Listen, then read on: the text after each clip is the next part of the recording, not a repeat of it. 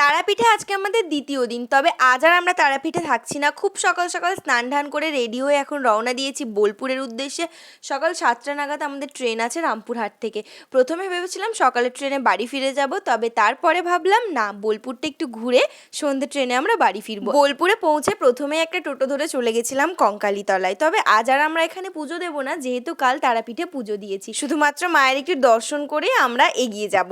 তো আগের বার যখন এসেছিলাম খুব সকালে এসেছিলাম, তাই এত ভিড় ছিল না। আর এবারে যেহেতু একটু বেলা করে এসেছি, সেই জন্য এসে দেখলাম এখানেও সোনাঝুরির মতো প্রচুর দোকান বসেছে। তারপরে আমাদের টোটো কাকু আকাশের ওয়েদার দেখে বলল আগে সোনাঝুরি হাটটা ঘুরে নিতে, কারণ বৃষ্টি হলে নাকি হাট উঠে যাবে। মোস্টলি আমরা ঘুরতে আসি শনি রবিবার, কারণ সোনাঝুরি হাটটা পাবো বলে। তবে এবার এসে শুনলাম প্রতিদিনই নাকি হাটটা বসে।